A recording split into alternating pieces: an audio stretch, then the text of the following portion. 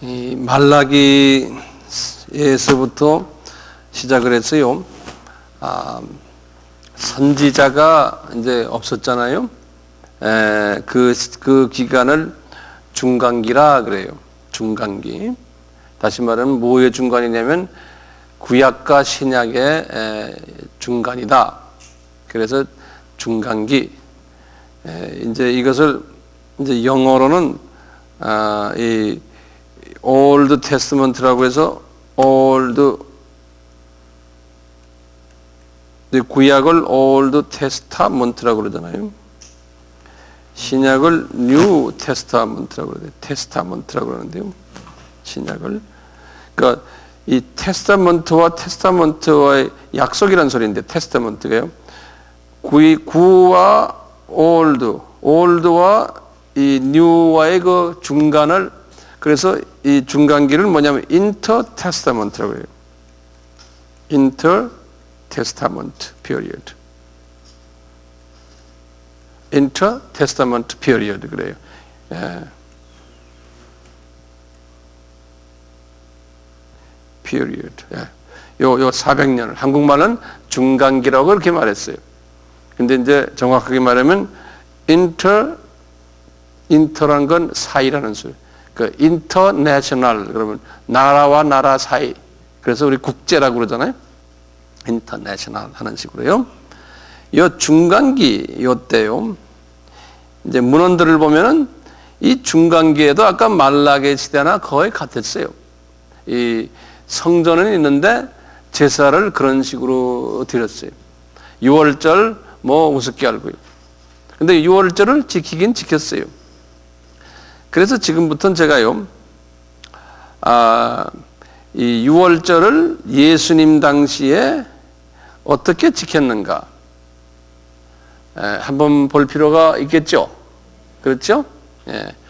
그래서 제가 여기 유대인 이게 모셰 로즌이라는 유대인인데 이분이 유대인 크리스찬이에요. 이분이 Jews for Jesus라고 해요. Jews for Jesus라고 유대인 크리스찬 기구로서는 제일 큰 기구인데 그거를 창시한 사람이에요.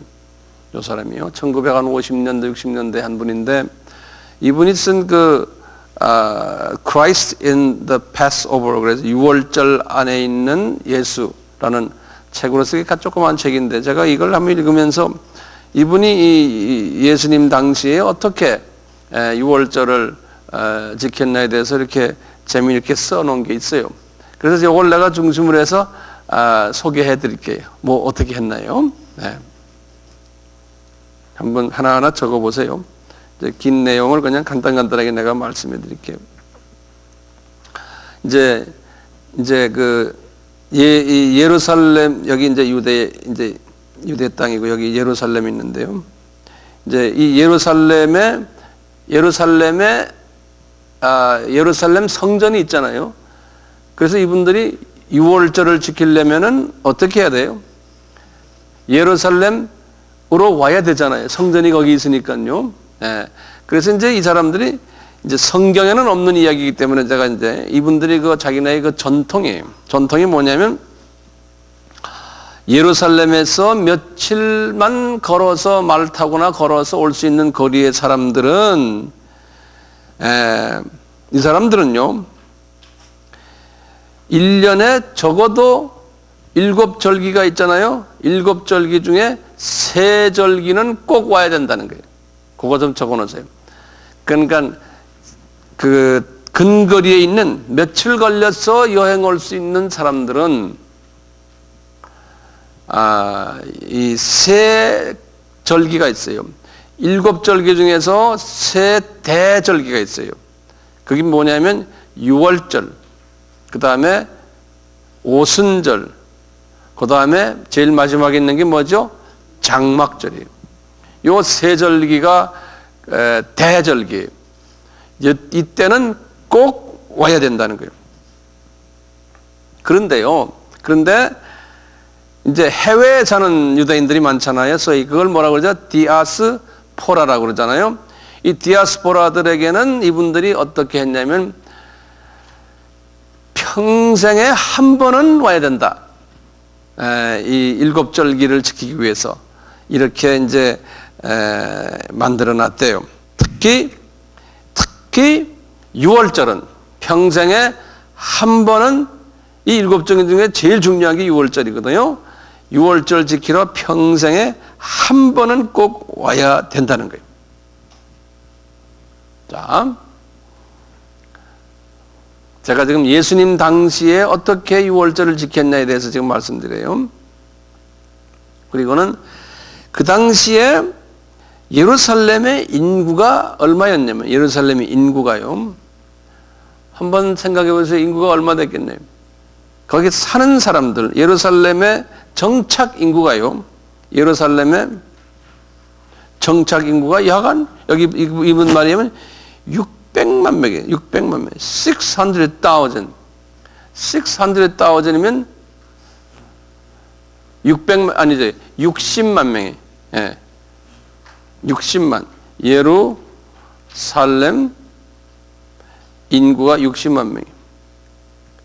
그런데요, 6월절이 되면요, 6월절 때 순례자로서 오는 사람이 얼마냐면요, 여기 보니까 약 200만 명이 온다는 거예요.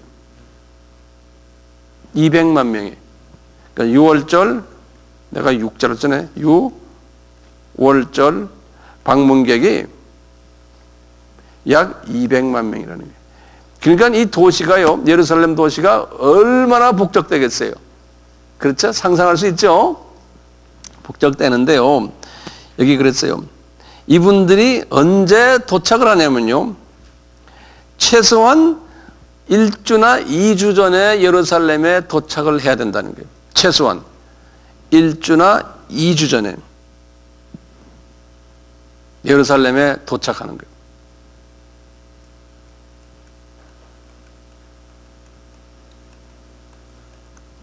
도착하는데 이 유대인 법에 의하면요, 이 유대인들이 예루살렘에 도착했을 때 거기에 이제 여관이나 뭐 호텔이 있을 거 아니에요. 절대로 그 여관비나 호텔이나 이런 거를 받으면 안 되게 돼 있어요. 네. 유대인들은요. 그러니까 뭐 동네 조그마한 여인숙에 이제 여인숙이 차 뿌리고, 그 다음에는 그 사람들은 어디 가자요? 전부 소위 민박을 하는 거예요. 민박을. 예, 친척집이나 또는 뭐 외부에서 온 사람들을 그냥 자기네가 다 즐겁게 받아준대요. 그래가지고 이제 이분들이 서로 교제하는데요, 상당히 그 큰 우리 추석같이 말이죠. 예? 큰 명절인 거예요. 이 6월절 명절이. 그래서 성서에도 보면 6월절 명절이 온지라 뭐 이렇게 성서에 나오잖아요. 예. 아주 그냥 엄청난 명절인데, 생각해 보세요. 60만 명이 사는 도시에 200만 명이 더 붙어 있었으니까 몇 배가 늘어난 겁니다. 약 한 4배가 늘어난 거예요. 인구가요. 그러니까 상당하죠. 그런데요, 보통 열심히 있는 사람들은요, 4주 전에 도착한대요. 4주 전에. 네? 이 4주 전에. 4주 전에 도착하고 이분들이 예루살렘 안에 있는 소위 뭐라고 그러죠? 그분들의 그 시나고그를 한국말로 뭐라고 그러죠? 회당. 예, 회당에 들어가서 이제 성서 공부도 하고요. 그러는데 예루살렘 주변에 회당이 몇 개 있냐면 360개가 있대요. 360개 회당이 있대요. 여기에 들어가서 성서 공부도 하고 그 교제도 하고, 예. 그리고는 이 온 사람들이 이번 기회에 와서 이 6월절만 섬기는 것이 아니고 와서 장사 속을 가지고 온대요. 장사꾼들이요, 자기 지방의 특산물들 들고 오고 또 자기 비즈니스에 아주 좋은 물건들 들고 와서, 사람들 많으니까 그럼 시장이 크잖아요. 지역에서 온 사람들이니까요. 장사꾼들이 말도 못하게 와서요. 우리 같으면 동대문 시장 저리 가라래요. 여기 보니까 동대문 시장 저리 가라라고 썼어요. 그래서 장사꾼들이 와서 돈을 그냥 팔고 사고 서로 돈 거래하고 그런다는 거예요. 6월절과 관계없어요. 예. 그래서 여기 보면 뭐라고 썼냐? 꼭 박람회장 같다. 박람회.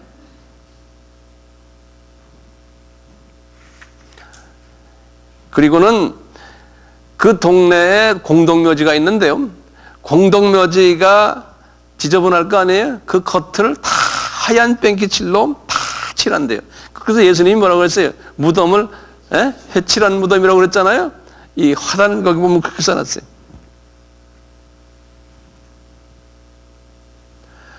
그리고는요, 여기저기에서 밴드들이 노래를 하고 뭐 댄스 파티하고 뭐 별난 거 다 하는 모양. 여기 다 써놨어요. 지금 써보니까요. 네. 자, 그러다 보니까요, 저희 이 종교 행위면서 이게 세상 행위로 이제 변질이 된 거예요. 그러면서도 나중에 종교 행위는 해요. 네. 그 안에 이제 여러 가지 세상 음악회도 있고 뭐도 있고 한쪽에서는 동물 팔고 사고 팔고 뭐 이런 일들이 여기저기 많이 있다고 여기 써놨거든요. 그런데요, 교회도 보니까요, 여기 지금 회당도요 360개가 있는데 회당도 전부 특성화가 돼가지고요. 예컨대 여기 보면은 흙 가지고 뭐 그릇 만드는 사람들은 뭐라 그래요? 토기장이들만 모이는 회당이 있고, 예? 직업별로요. 그 다음에 건축 사업하는 텐트 메이커들이 하는 회당이 있고, 그 다음에 또 외국 나가가지고 그 나라의 유대 말은 모르고 헬라 말만 하는 사람들이 모이는 회당이 있고, 뭐 이런 것이 특성화돼 가지고 회당이 안에서도 자기네끼리 모여서요. 그 안에서 서로 비즈니스하고 막 이런데요. 네. 다시 말하면 이거 꼭 우리 여기 같으면 뭐죠? 내가 한국말이 생각이 안 나네. 커뮤니티 센터. 여기 같으면 뭐죠? 우리 우리 무슨 동하면 동에 그저 할아버지 마을 회관. 맞아요. 마을 회관들이 여기저기에 즐비하고요. 그래서 그 안에서 서로 장사하고 교제하고 명함 돌리고 막 그런데요. 여기서 보니까요. 네. 그래가지고요. 여기 뭐냐면 꼭 그냥 페스티벌 기분이래요. 6월절 때. 페스티벌 기분. 그러니까 성서에서 가르친 거하고 변질이 됐어요, 안 됐어요? 변질이 되어버렸어요. 나 이걸 읽으면서요. 우리도 지금, 우리 교회도 지금 그렇잖아요. 예? 실은 교회도 이제 이때 이때 우리가 뭐 합니까? 부활절, 그래서 이스터라 그러잖아요. 이스터 때 우리 뭐 계란도 뭐 먹고 뭐 하고 뭐 애들 뭐 나와 춤도 추고 뭐 하잖아요. 여기 그런 말도 써 있어요. 자, 사람이 많이 모이니까요. 그러면서 또 뭐냐면 여기 보니까 시집 장가 못 간 사람들이 모여서 시집 장가 가려고 사람들 만나는 곳이래요. 그때. 그래서 결혼 중매하는 사람들이 그냥 엄청나게 많대요. 그 비즈니스만 하는 사람들이 여기 보면 marriage arranging 비즈니스 한대. 여자들은 시집 가려고 그냥 얼굴 이쁘게 하고 거기서 막 난리지긴데요. 네. 게다가요, 여기 보면 그런 와중 속에서 군중들이 뭐 하냐면요, 여기저기에서 그냥 송아지 우는 소리, 예? 염소 우는 소리, 비둘기 깨깨 소리, 그 다음에요, 양 우는 소리, 사람들이 여기저기에서 음악회 하면서 좋아서 박수치고 소는 소리, 예? 그 다음에 친구들 만나서 좋아서 막 술 한잔 하면서 노는 소리, 여기 다 이렇게 써놨어요. 그 다음에 저쪽에서는 또 회당에서요, 예배를 보는데 회당의 제사장이 그 경을 읽는 소리, 예? 그냥 이런 소리 여기저기에서 막 나오고요. 저기 이제 모리아산 저쪽 꼭대기에는요, 동물을 잡아가지고 막 연기를 뿜는 연기가 막 여기저기 나타나고요. 그런 모습이 6월절 때 예루살렘의 모습이라는 거예요. 근데 이러면서 지금 오늘날로 하면 비교를 해보세요. 예?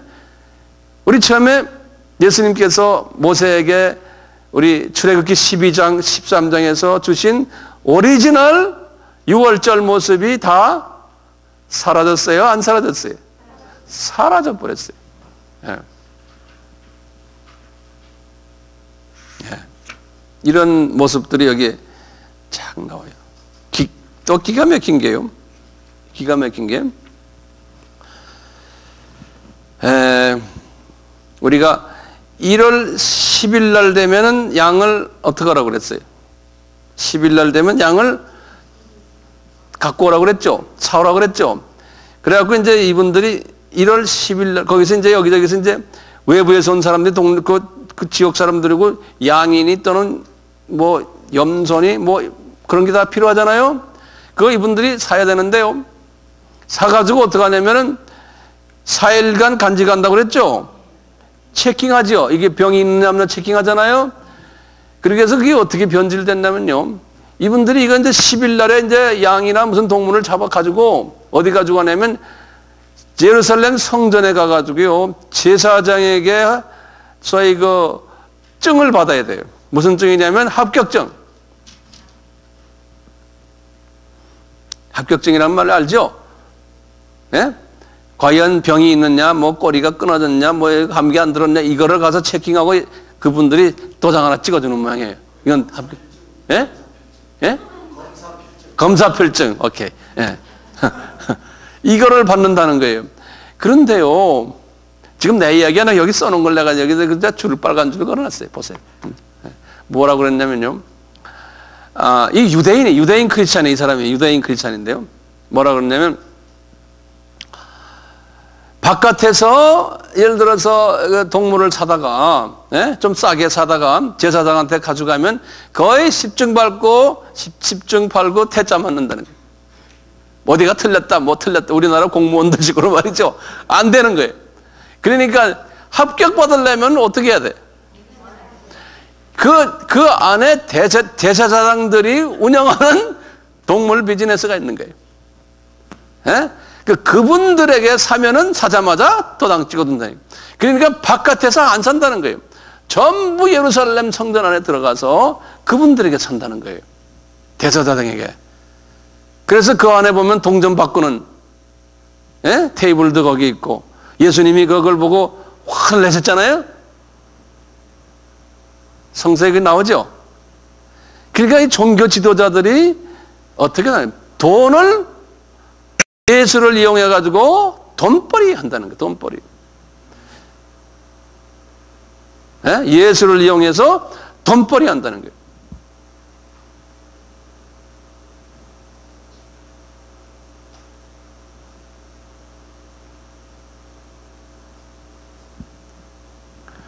그런 모습을 여기다 이렇게 적어놨어요.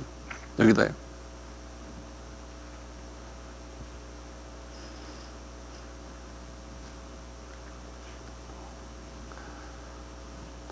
이제 그러면 직접 예수님이 6월절을 어떻게 지켰나 한번 봅시다. 이제 예수님이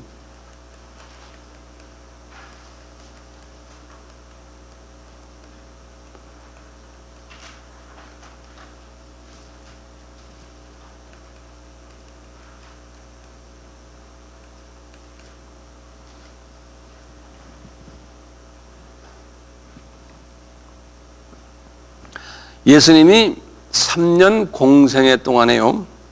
6월절을 몇 번 지켰냐면 예수님이 몇 번 지켰어요? 4번을 지켰어요. 예수님이 성서에 나오면요. 근데 예수님이 6월절을 성서에 보면 3년 공생애 동안에 4번 지켰는데 공생애 전에 한 번 지킨 이야기가 나와요. 예수님이 누가복음 2장 41절에서 그 후에 보면요. 12살 때 예수님이, 우리 엄청 봐요. 누가복음 2장에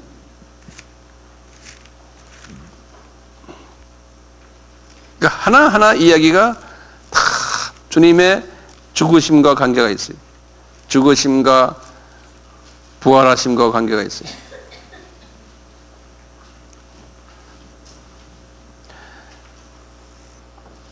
(41절) 보세요. 2장 41절. 다들 여셨어요?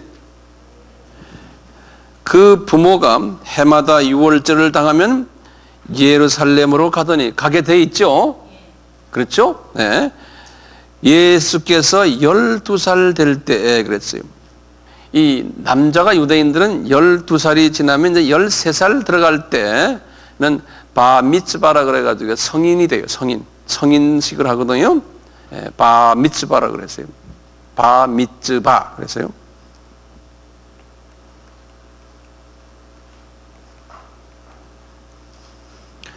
성인이라는 이제 13살 이제 시작해서부터 이제 성인이 되는 거예요. 그러면 지금도 아주 큰 잔치를 해요.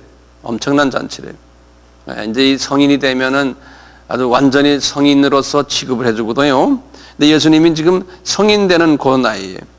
그런데 여기 보면 이야기가 참 재밌는 이야기예요. 보시면 42절 보세요. 예수께서 12살 될 때 저희가 이 절기의 전례를 쫓아 올라갔다가 그 날들을 마치고 돌아올 때 아이 예수는 예루살렘에 머무셨더라. 그 부모는 이를 알지 못하였고 동행 중에 있는 줄로 생각하고 하룻길을 간 후 친족과 아는 자 중에서 찾되 만나지 못하며 찾으면 예루살렘에 돌아갔더니 찾으면서 예루살렘에 돌아갔더니, 그러니까 사람이 엄청나게 많이 온 모양이죠. 예? 찾지를 못한 거예요. 사흘 후에 성전에서 만난즉 그가 선생들 중에 앉으사 저희에게 듣기도 하시며 묻기도 하시니 듣는 자가 다 그 지혜와 대답을 기이 여기더라. 이게 무슨 절입니까? 지금 예수님이 12살이 이제 어른이 됐으니까요. 지금 6월절 저렇게 그냥 군중들이 저렇게 난리적이고 지금 이 성전에서 일어나는 일들에 대해서 예수님이 아셨을까요? 몰랐을까요? 자기 이야기인 거를 알았을까요? 몰랐을까요? 아셨겠죠.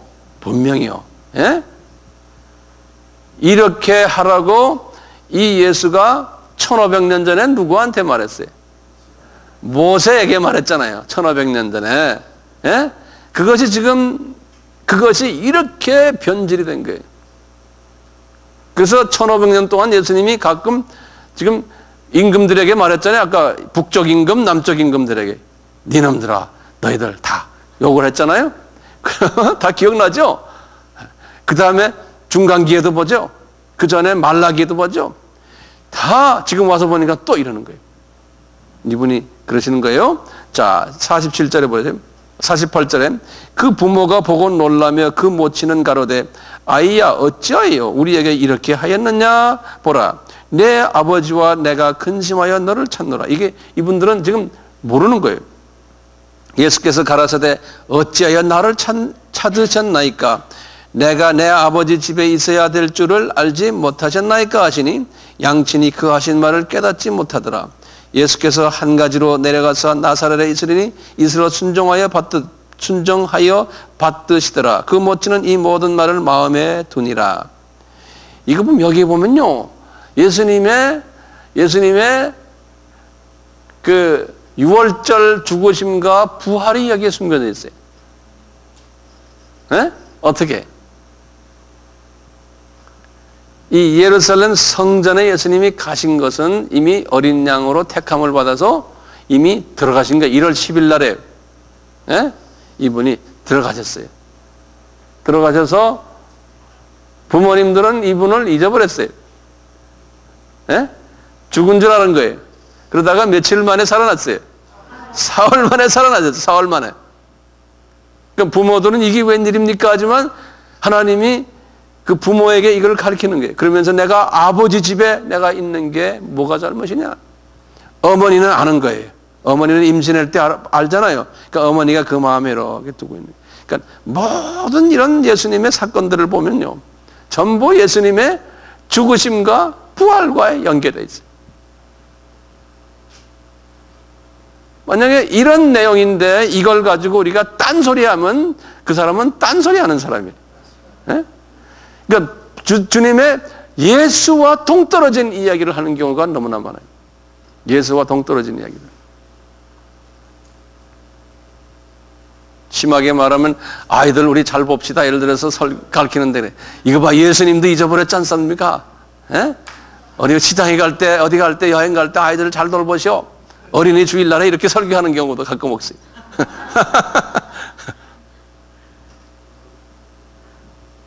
그러면 할렐루야, 아멘 또 다 그러죠? 네. 자, 이렇게 하신 다음에 예수님의 첫 번째 예수님의 첫 유월절, 예수님이 첫 유월절이 어디냐면요, 어디겠어요? 첫 유월절은 가나의 혼인잔치 끝나고요. 가나의 혼인잔치가 첫 기적이죠? 예, 그래서 우리가 그게 요한복음 몇 장입니까? 요한복음 2장이에요.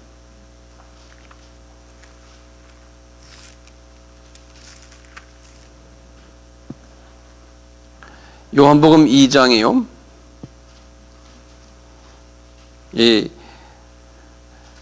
이분이 물을 포도주로 만드는 장면 아닙니까?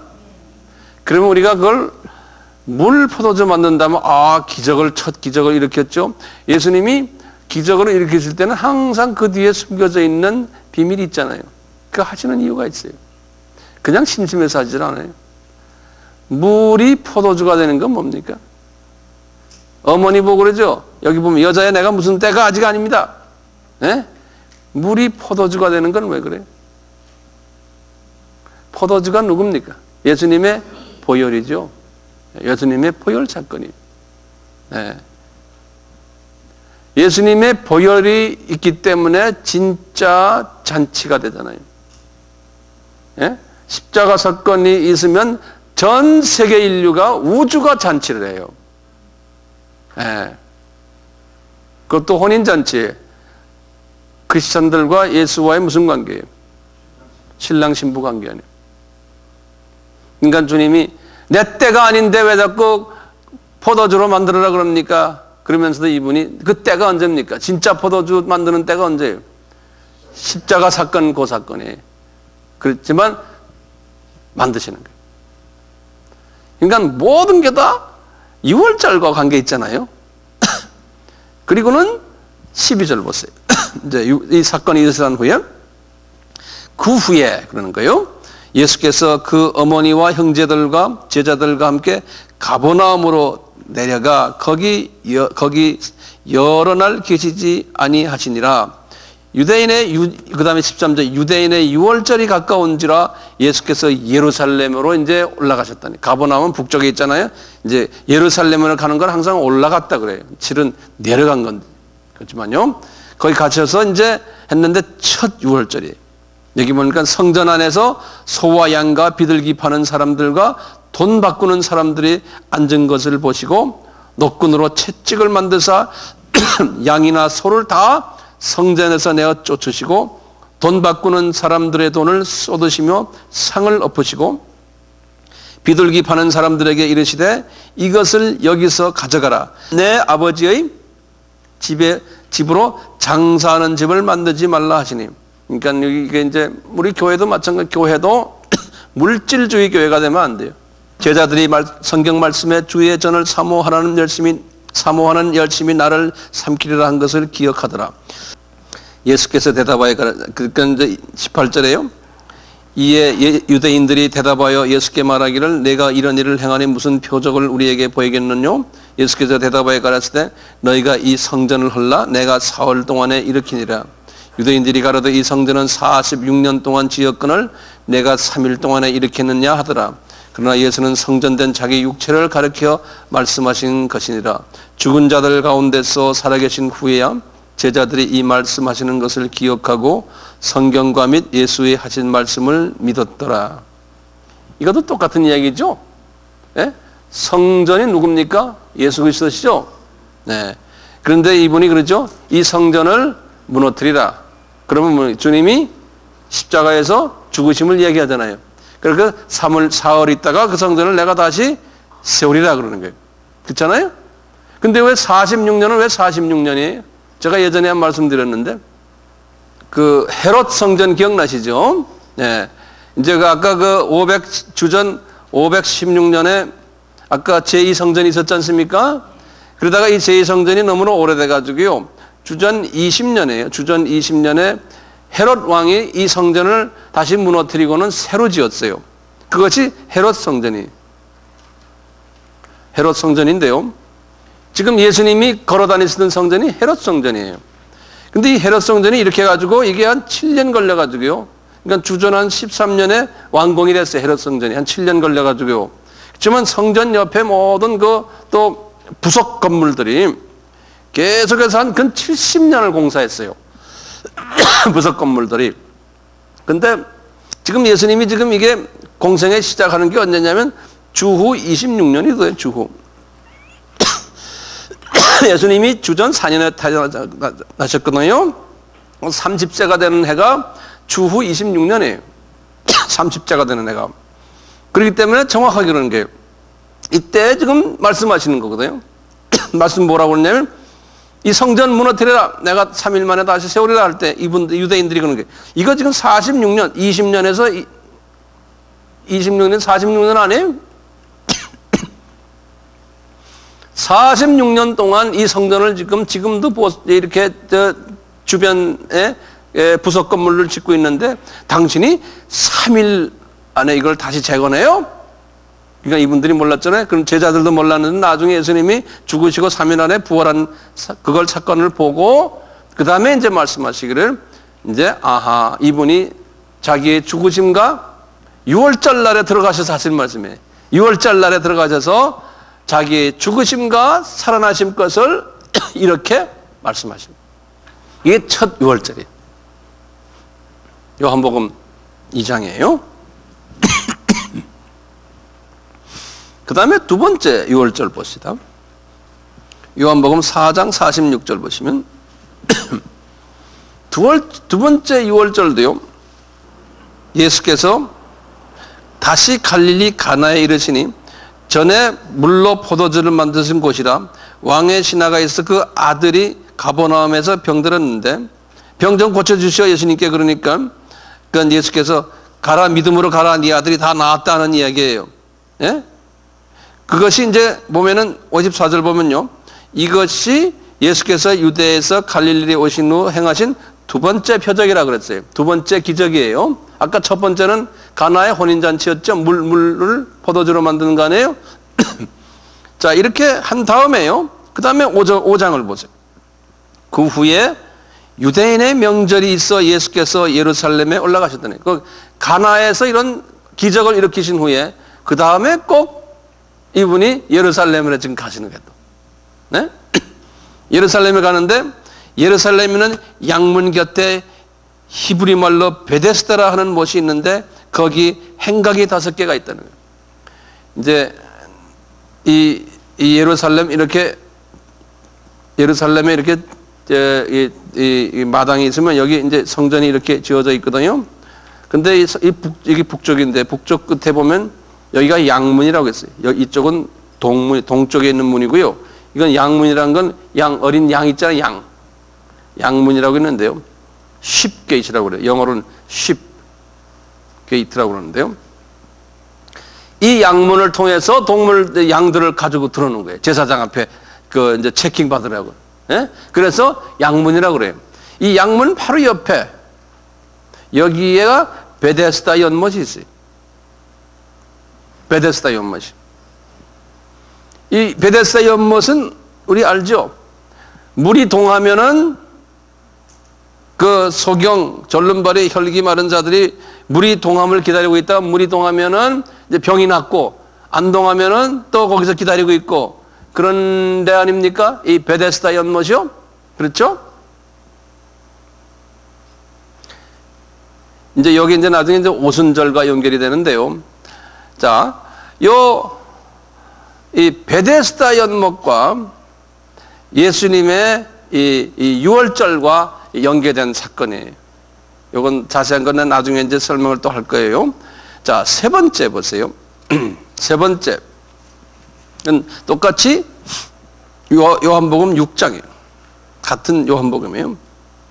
요한복음 6장에 이제 1절부터 쭉 보시면 이 요한복음은 항상 요한복음은 그 목적이 뭡니까? 예수님이 하나님의 아들이다. 예수님이 신이다. 하나님이라는 걸 보여주는 거 아니에요? 그래서 요한복음은 항상 1장은 예수님이 하나님이시다라는 걸 보여주시고 2장부터 나가서 뭐냐면 꼭 그 하나님이 어떤 기적을 일으킨 이야기가 먼저 나와요. 그 다음에 그 기적을 가지고 이 기적에 관계되면서 예수님에 관한 이야기를 해요. 똑같죠. 3장도 마찬가지. 3장은 뭔지 아세요? 그 3장에 나오는 인물이 처음에 나오는 사건이 뭐예요? 니고데모 이야기 나와요. 니고데모. 예? 니고데모 이야기는 어떻게 이제 우리가 영생을 받습니까? 나오죠. 그러니까 3장 전체가 무슨 이야기예요? 전부 영생 이야기예요. 영생 이야기. 그러니까 한 사람이 사건을 가지고서 하나님이 일부러 그 사건을 일으키게 한 다음에 그 사건을 가지고서 하고 싶어하는 진리를 이야기를 해요. 그러니까 역사도 지금 일어나는 이 모든 역사도 하나님이 다 미리 다 아시고 탁탁탁 일으키시는 거예요. 그렇게 볼 수밖에 없어요. 네? 4장은 무슨 사건이에요? 요한복음 4장은 이제 제가 이제 언제 할 거예요. 4장은 이번 시리즈, 이번 6월달에서 제가 이거 할 텐데요. 4장은 사마리아 여자 사건이죠. 그 사마리아 여자가 이방 여자 아닙니까? 복음을 받은 사건이에요. 그래서 복음이 이방 사람에게도 넘어간다는 이야기를 쭉 설명하는 거예요. 네. 그 다음에 이제 5장에 와서요. 5장에 와서 뭡니까? 우리 보면은 베데스다 연못에서 이제 그 병자들이 낫는 이야기들이 쫙 하다가요. 예? 그러면서 이제 안식일 이야기 나오면서요. 그러면서 이게 지금 몇 장이면 5장이죠? 예? 그렇게 쭉 보면 쭉 이제 5장에 굉장히 그 구원과 관계되는 이야기를 많이 하는데요. 예? 그 5장 24절 같은데 유명하죠. 내가 진실로 너에게 이르노니 내가 내 말을 듣고 그 다음에 내 보내신 이를 믿는 자에게는 영생을 얻었고 쭉 나는 생명이여 부활이여 그냥 쭉 5장에 나오거든요. 그러다가 이제 6장에 들어가세요. 6장에 들어가서 주님께서 또 6월절 지금 이제 맞이하는 건데요. 지금 6월절 맞이하는 얘기거든요. 6월절 맞이하시면서 이분이 6월절 가까운지로 하면서요. 이제 보세요. 이제 6장 1절부터 보세요. 이후 예수께서 갈릴리 바다과 디베리아 바다 건너편으로 가시매 큰 무리가 따르니 이는 병인들에게 행하시는 표적을 봄이더라. 예수께서 산에 오르사 제자들과 함께 거기 앉으시니 마침 유대인들의 명절인 6월절이 가까운지라 예수께서 눈을 들어 큰 무리가 자기에게로 오시는 것을 보고 빌립에게 이르되 우리가 어디서 떡을 사서 이 사람들을 먹게 하겠느냐 하시니 이렇게 말씀하시면 친히 어떻게 하실 것을 아시고 빌립을 시험코자 하는 거라는 거예요. 그러니까 이제 이분들이 어떻게 했어요? 떡을 가져왔죠? 지금 제자 중 하나 갖고 시몬 베드로의 형제 안드레가 예수께 여짜오되 여기 한 아이가 있어 보리떡 5개와 물고기 2마리를 가졌나이다. 이렇게 하는 거예요. 그러니까 이제 떡으로 6장은 전부 떡 이야기예요. 떡 이야기. 그래서 오병이어 사건이에요. 예? 오병이어가 뭐예요? 그냥 기적입니까? 기적이에요. 근데 왜 하필이면 오병이어냐 이거예요. 보세요. 오병은 뭡니까? 빵이 5개라는 소리죠. 그죠? 오병. 그럼 빵이 5개가 뭐예요? 빵은 뭐예요? 하나님의 말씀이죠. 여기 지금 보면 예수께서 나는 6장에 보면 나는 하늘에서 내려온 산떡이다. 나중에 이 떡을 먹어야 된다 너희들이. 그래야지만 이게 진짜 떡이다. 그 다음에 내 피, 그거 진짜 포도주, 이게 내 피인데 이건 먹어야지만 생명이 있다. 6장에서 그렇게 말씀하시거든요 나중에요. 그런데 빵이 5개면 빵은 뭡니까? 모세오경이라는 거예요. 자, 그러면 이 언은 뭐? 이 언은 신구약이에요. 고기는 뭡니까? 생선은 뭐라 그랬어요? 예수님이라 그랬죠. 엑두스라고 그랬어요. 엑두스라는 건 생선은 엑두스는 예수님을 얘기하는 거예요. 네. 그래서 두 마리의 생선이니까 신약 생선, 구약 생선이.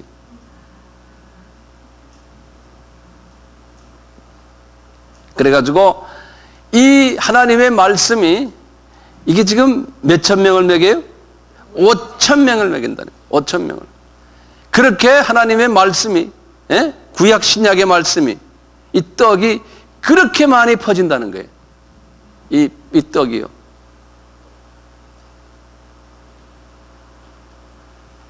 다 복음과 연결된 거예요. 아, 예수님이 뭐 기적을 일으켰습니다. 아, 예수님, 예? 이 기적 자체가 중요한 게 아니에요. 그 안에 기적을 통해서 숨겨진 복음의 내용이 더 중요한 거라니까요. 그런데 보면요, 12바구니 남은 조각을 12바구니에 채웠다는 거예요. 왜 12바구니에 채웠어요? 그 떡을요? 12제자들이에요. 12제자들이 그 떡을 가지고 이제 지상명령을 수행하는 거예요. 떡을 가지고 이제 나가는 거예요. 하나님의 말씀을 들고 나가잖아요. 예. 그걸 다 보여주시는 게 이렇게 전도와 선교 아닙니까? 예? 다 그렇게 숨겨져 있어요. 이 말씀 얘기 들여다보면요. 여러분들에게 이렇게 내가 잠깐씩 가르쳐 주시면 이제 성경 읽어보세요. 막 눈에 들어온다니까요. 예.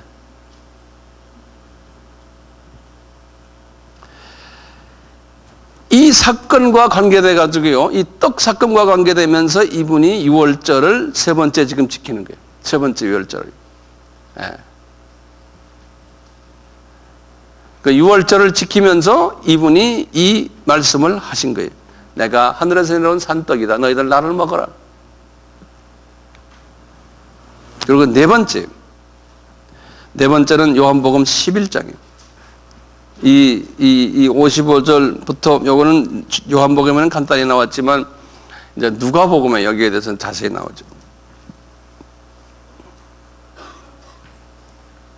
이제 54절 보시면요. 그러므로 예수께서 다시 유대인 가운데서 드러나게 다니지 아니하시고 여기를 떠나 빈들 가운데서 에브라임 종래에 가서 제자들과 함께 거기서 유하시느라. 유대인의 유월절이 가까움에 많은 사람이 자기를 성결케 하기 위해 유월절 전에 시골에서 예루살렘에 올라가더니 예수가 저희를 찾음에 성전에서 서로 말하더니 저희 생각에는 어떠하냐 저가 명절에 오지 아니하겠다 하니 이는 대제사장들과 바리새인들이 누구든지 예수 있는 것을 알거든 고하여 잡게 하라 명령하였으니 예수께서 그러기 위해서 내가 유월절 이번에는 안 간다. 이제 그러시면서 이분이 또 가시는 거예요. 그래서 우리 보면 누가복음 19장을 보시면요. 이제 6월절 그 하루 내려오시면서 저거 유명한 스토리들이 몇 개 나와요. 이제 이분이 여리고에 들리셨잖아요. 여리고에 들리셔가지고 누구를 만납니까? 삭개오를 만나는 장면이에요. 그래서 이제 삭개오 하면은 예수님이 네 번째 6월절 지키기 위해서 이제 여리고로 내려가셔서 이제 이제 이스라엘 지도로 이렇게 보시면 이제 여기 갈릴리 호수가 있고 여기가 사해가 있거든요. 이 사해고 이제 갈릴리 호수인데 예수님께서 예루살렘이 여기 있고요. 이제 이 가버나움이나 이 동네에 계시다가 이번에 이렇게 내려오셔서 여기가 여리고예요. 여기 이제 요단강이거든요. 여리고에 들리셨대요. 여기서 이제 삭개오 만나시고 그 다음에 여리고와 예루살렘에 여기에 이제 하이웨이가 있는 거예요. 경부 고속도로 같이 말이죠. 이쪽으로 이제 예수님이 걸어오시다가 꼭 들리는 것이 여기에 바로 예루살렘에서 얼마 떨어지지 않은 조그만 도시 베다니에 꼭 들리시죠. 이 베다니는 누구네 집이에요? 예, 그 마리아, 마르다, 나사로 그 집이거든요. 여기서 주무시고는 예수님이 예루살렘 들어가서 일 보시곤 저녁 되면 여기 오셔서 주무시고 그래. 이 집에서 주무세요. 예수님께서요. 그래서 네 번째 이제 예루살렘 아니 저 유월절 맞으실 때 이분이 여리고에 들리셨다가 다시 베다니에 들리셔서 베다니에 들려서 이 집에 들려서 뭐 했어요? 따님 중 한 분이 뭘 바쳤어요? 옥합을 깨뜨렸죠? 예. 그 옥합 깨뜨리는 게 그게 예수님의 죽음을 기념하는 것이라고 그랬잖아요. 그렇잖아요? 그러니까 이 네 번째 유월절 지키러 들어가실 때 그러신 거예요. 예, 옥합을 깨뜨린 거예요. 요 베다니에서요. 1월 10일 날, 1월 10일 날이에요. 예루살렘 바로 옆, 지금 제가 여기 예루살렘만 따로 여기 그리면요. 이게 예루살렘 도시인데요. 예루살렘, 여기에 베다니가 있고요. 베다니와 예루살렘 이 사이에 거의 예루살렘 다 와서 여기 보면 뭐가 있냐면 감람산이라고 아시죠? 감람산이 바로 여기 예루살렘 성전이 이렇게 있으면 이쪽 이렇게 여기 있거든요. 감람산. 이 감람산이 있는 요 동네. 여기서 이렇게 보면 다 보이죠. 예루살렘 보이는데. 여기를 벳바게라고 그러죠. 벳바게. 마태복음 21장에 나오고요. 벳바게라고 그래요. 그 동네 이름이요. 한번 21장 보실래요? 마태복음 21장. 저희가 예루살렘에 가까이 와서 감람산 벳바게라고 그랬죠. 거기다 줄을 그으세요. 감람산 벳바게에 이르렀을 때 예수께서 두 제자를 보내시며 이르시되 맞은편에 가서 나귀와 나귀 새끼가 함께 있는 것을 보리니 풀어서 내게로 가져오라는 거예요. 그러면서 하시는 말씀이 만일 누가 무슨 말을 하거든 주가 쓰시겠다라 그리하면 즉시 보내리라 하시니 이는 선지자로 하신 말씀을 이루려 하시면 선지자가 누굽니까? 스가랴 선지자예요. 500년 전에 스가랴서 9장 9절의 말씀을 이루시기 위해 그러는 거예요. 뭐냐면 시온의 딸에게 이르기를 내 왕이 내게 임하나니 그는 겸손하여 나귀건 멍에 매는 짐승의 새끼를 탔다도 하라. 이 말씀을 이루시기 위해서 이 벳바게에서 그 나귀를 가져오라는 거예요. 우리 지난 시간에 했지만요. 지금 요 날이 어느 날입니까? 1월 며칠에? 1월 10일 날이에요. 왜요? 예수님이 어린 양으로서 취함을 받는 날이에요. 예루살렘에 들어가서 취함을 받는 날이에요. 예수님이 그 1월 10일 날에 뭐 했냐면은 그걸 우리가 종료주일이라 그런다고요. 종료주일. 그렇죠? 그건 알죠? 종료주일이라는 건요. 1월 10일 날에 예수님이 예루살렘에 들어가셨어요. 똑같죠? 여기에 지금 일요일이에요. 그래서 우리가 종료주일이라고 그래요.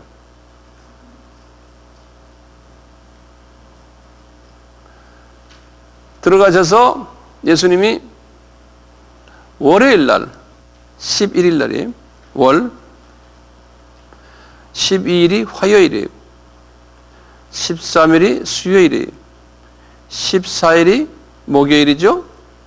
며칠 동안이에요? 요 나흘 동안 뭐 했어요? 예수님이 점검당했죠. 그렇죠? 나흘 동안 죄가 있는지 없는지 흠이 있는 어린 양인지 아닌지를 점검당하셨어요. 그리고는 14일 밤에 지금 14일 저녁에 14일 저녁 14일 저녁은 다시 말하면 15일이죠. 그렇죠? 15일이죠. 14일 저녁이 이제 15일이 시작하는 거예요. 지금 요 기간 동안에 요 나흘 동안이에요. 요 나흘 동안은 유대인들은 뭐 해요? 지금 예루살렘이 지금 아까 내가 말했죠? 동대문 시장 바닥이에요. 그렇죠? 예. 그래가지고 동물들이 이제 그 성전 가까이에 두고 지금 점검당한 합격된 동물들이 거기에 있고 시장 바닥에 그럴 때 예수님께서요 요 나흘 동안에 말씀을 많이 했어요. 특히 월요일 날은 뭐 하셨냐면 무화과 나무를 저주를 하셨어요. 월요일 날에. 그러면서 무화과 나무는 이스라엘을 이야기하지 않습니까? 이스라엘이 저주를 받을 것을 말씀하셨어요. 그래서 그 이스라엘이 저주를, 지금 예수님이 이거 지금 하시는 게 주후 30년 이야기거든요. 주후 30년 때 이 일들을 지금 하시는 거예요. 이게 주후 30년에. 아까 주후 26년에 예수님이 공생애 시작했다고 그랬죠. 3년을 했으니까 지금 주후 30년이 된 거예요. 29년 말 30년 돼. 그럴 때 하시는 말씀이 예수님께서 이 나라가 무화과 나무가 이제 저주받으리라. 그 저주를 언제 받았어요? 딱 40년이 지난 주후 70년에 저주를 받았어요. 40년 딱 됐어요. 40이라는 숫자가 있어요. 근데 예수님께서요, 화요일 날에 또 말씀을 많이 하시는데요. 화요일 날 말씀 중에서 이제 마태복음 24장에 보면요, 마지막 때의 징조를 쫙 말씀을 24장에서. 이 마지막 때 예수님의 재림의 징조를 이야기하시면서 무화과 나무가 다시 싹이 나서 이제 무화과 나무가 다시 나타나리라 그랬어요. 그 중에 징조 중에 하나가 어저께 말씀하셨는데 말세 이야기를 하시면서 무화과 나무가 다시 이제 돋아나리라. 그게 언제 사건이 일어났어요? 1948년에 그 사건이 일어났잖아요. 그러니까 예수님께서는 저 이틀 사이에 말이죠, 예? 이 세계의 역사를 그냥 넘나드시는 거예요. 왔다 갔다 왔다 갔다. 자, 주님이 때가 되면 이걸 자세히 우리는 설명할 때가 나올 거예요. 목요일 날 나흘이 딱 끝난 다음에요, 목요일 날 저녁에 이제 나흘이 딱 끝났어요. 저녁에 이분이 뭐 했어요? 6월절 저녁을 잡셨어. 그것을 우리가 뭐라고 그래요? 성만찬이라고 그러잖아요. 유대인들이 이 당시에 유대인들이, 지금도 유대인들이 그래요. 유대인들이 6월절 잔치를 할 때 뭐 하냐면 제일 먼저 발 씻기부터 먼저 해요. 그래서 예수님도 똑같이 발 씻기부터 먼저 하셨어요. 네. 요한복음 13장에 보면요. 그래서 6월절 그 저녁 식사를 하시면서 예수님께서 하신 말씀이요, 정말 기똥찬 말씀을 하셨어요. 기가 막힌 말씀을 하셨어요. 이 말씀은 예수님이 제자들에게 꼭 하고 싶은 말씀을 모았다가 마지막 유언의 말씀 같은 말씀하신 것이 요 저녁 때 식사하시면서 하신 말씀. 그것이 요한복음 13장, 14장, 15장, 16장, 17장이에요. 5장을 할애했어요. 그 저녁 말씀이. 요한복음이 전부가 21장이에요. 21장인데요. 그 중에 5장을 말씀하니까 4분의 1을요, 그날 저녁 식사하시면서 하신 말씀이에요.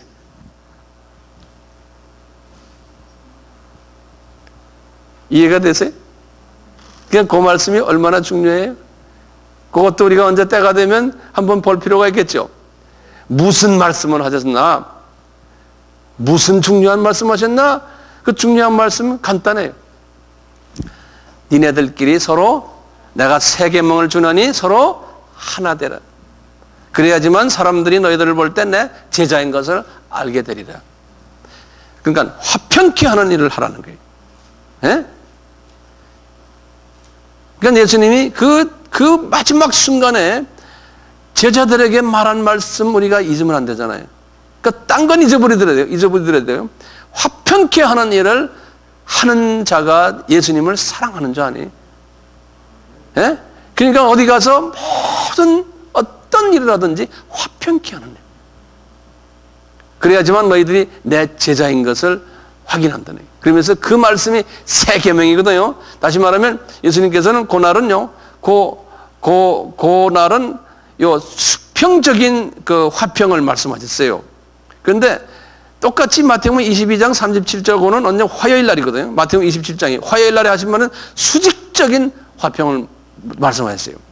화요일 날은요, 내가 너에게 새 계명, 너희들 가장 큰 계명을 주노니, 예? 뭐냐? 예? 하나님 아버지를 너의 마음과 정성과 온몸과 뜻과 힘과 이걸 다해서 하나님 아버지를, 이것이 가장 큰 계명이라고 그랬잖아요. 하나님 사랑하니, 이것은 화요일 날에 하셨어요. 이 전부 나흘 동안에 하신 말씀이에요. 네. 그리고는 그리고 이제 이 저녁에, 즉 목요일 저녁에 하시는 말씀이 너희들에게 새 계명을 주노니 너희들은 이제 수평적으로 또 서로 사랑해라. 그리고는 하시는 말씀이 이제 그 유명한 요한복음 15장에 뭡니까? 15장 포도나무 비유죠? 예, 그러면서 너희들이 내 말을 듣고, 예? 그러니까 다시 말하면 사랑하라는 거예요. 니네끼리 서로 사랑하는 거 해야 된다는 거예요. 이걸 요한복음 15장에 이게 다 보면요, 이 주님의 마음을 우리가 읽을 수가 있어요. 주님이 뭐냐고 하냐면 너희들이 내 사람이, 여기 보면요,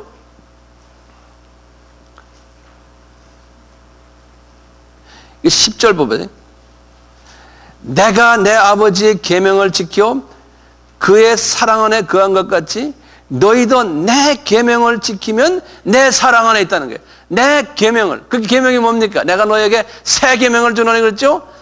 이 수평적인 사랑이죠. 그 다음에 그것보다 더한 것이 수직적인 사랑. 이게 계명 아닙니까? 이것을 지키라는 거예요. 그러면 내 안에 있다는 거예요. 그러니까 주님이 지금 이날 말씀하시는 말씀이 핵심이 뭡니까? 수직적인 사랑과 수평적인 사랑. 우상 섬기지 말고, 예?